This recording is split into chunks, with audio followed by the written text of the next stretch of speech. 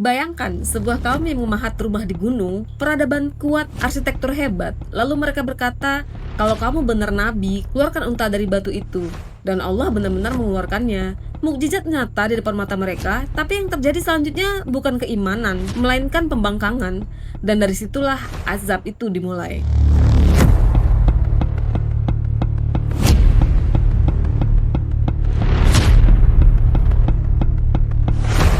Assalamualaikum warahmatullahi wabarakatuh. Selamat datang di Ensiklopedia Islam edisi Ramadan. Kali ini kita membahas mengenai kisah Nabi Saleh alaihi salam. Pernah nggak sih kita merasa hebat karena pencapaian sendiri? Merasa kuat karena teknologi, kekayaan, dan warisan peradaban? Kalau iya, kisah Nabi Saleh ini penting banget buat kita dengerin. Nabi Saleh adalah nabi kelima yang diutus oleh Allah. Datang setelah kehancuran kaum Ad di zaman Nabi Hud.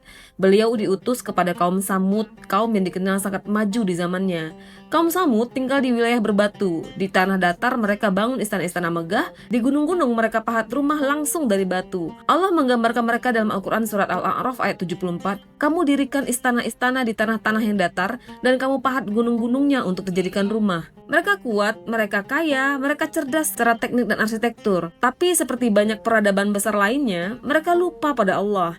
Kaum Samud menyembah berhala, hidup dalam kesombongan dan terbiasa melakukan maksiat.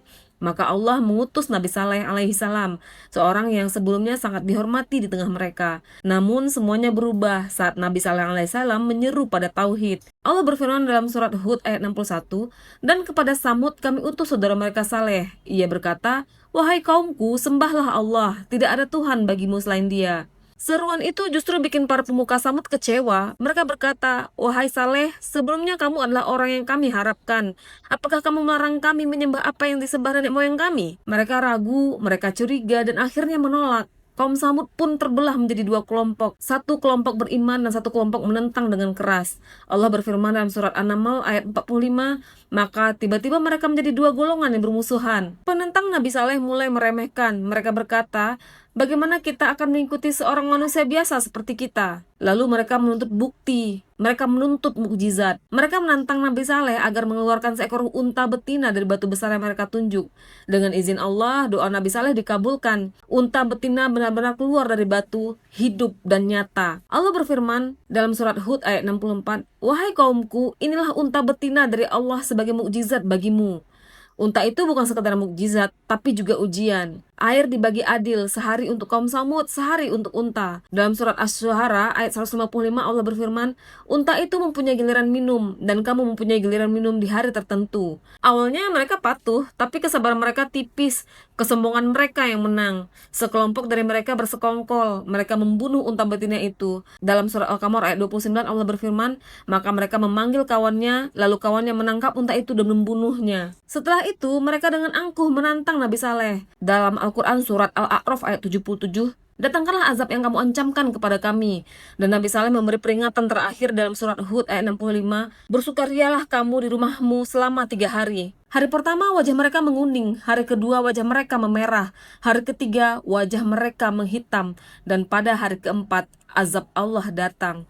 Allah berfirman dalam surat Hud ayat 67, satu suara keras yang mengguntur menimpa orang-orang zalim itu, lalu mereka mati bergelimpangan di rumah-rumah mereka. Dalam ayat lain surat Al-Hijr ayat 83 Allah berfirman, maka mereka dibinasakan oleh suara keras di waktu pagi.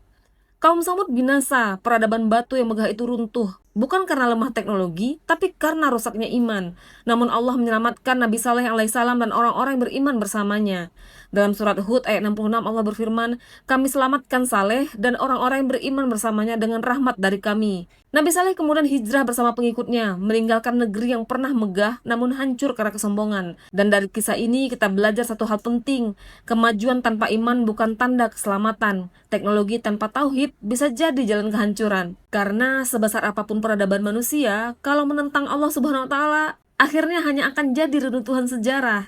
Kalau kisah ini membuat hati kamu merasa lebih tenang dalam menghadapi masalah kamu, maka ada baiknya juga kamu share video ini ke orang yang menurut kamu mereka lagi berjuang diam-diam. Karena di sini kita nggak cuma dengar cerita, tapi kita juga bisa mengambil maknanya. Demikian episode edisi Ramadan kali ini. Besok kami akan kembali dengan kisah-kisah Islami lainnya, dan kami akan tayang di jam yang sama ya. Terima kasih sudah menonton video ini. Jangan lupa subscribe, like, komen, dan share video ini jika kamu merasa video ini bermanfaat untuk kamu dan yang lainnya. Wassalamualaikum warahmatullahi wabarakatuh.